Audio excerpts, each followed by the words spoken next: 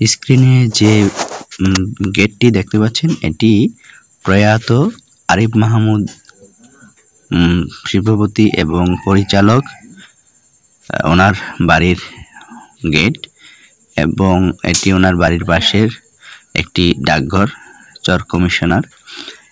এইটি হচ্ছে ওনার তৈরি মসজিদ।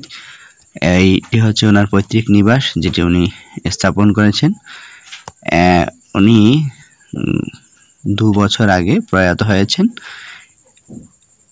এটি হচ্ছে বরিশাল জেলার মুলাদী উপজেলার অন্তর্গত কাজীচর ইউনিয়নের পেদারহাট নামক স্থানে ওনার এই বাড়িটি। উনি মূলত একজন গার্মেন্টস ব্যবসায়ী হিসেবে পরিচিত, সেই সাথে আরও ছোটোখাটো কিছু ব্যবসা উনি করতেন, কিন্তু উনি ছিলেন শিল্পানুরাগী। অনেকগুলো চলচ্চিত্র পরিচালনা প্রযোজনা করেছেন এবং ওনার উল্লেখযোগ্য চলচ্চিত্র হচ্ছে খেয়াঘাটের মাঝি, যেটি উনি নিজের হাতে এর কাহিনী লিখেছেন, চিত্রটা নাট্য করেছেন, পরিচালনা করেছেন এবং শোনা যায় প্রযোজনাও করেছেন। এটি একটি ব্যবসা সফল ছবি ছিল, যেটিতে নায়িকা শাবনূর, ফেরদৌস, ববিতা আলমগীরের মতো উচ্চ পর্যায়ের নায়ক নায়িকারা অভিনয় করেছেন এবং এটি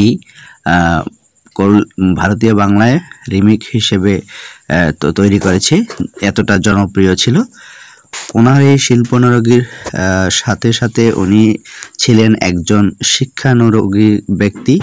উনি 1998 সালে নিজের নামে একটি সুদর্শন কলেজ স্থাপন করেছেন, যেটি ওই পেদারহাট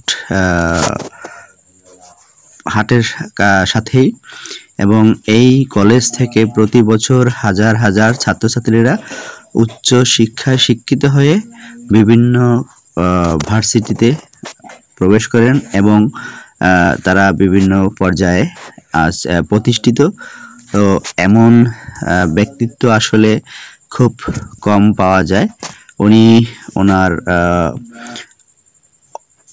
অল্প বয়সেই উনি এই পৃথিবীর মায়া ত্যাগ করেন। আমি ওনার এই ওনার বাড়ি এবং এই শিক্ষা প্রতিষ্ঠান একটি পর্যটক এরিয়া হিসেবে বিবেচিত গ্রামের পটভূমিতে।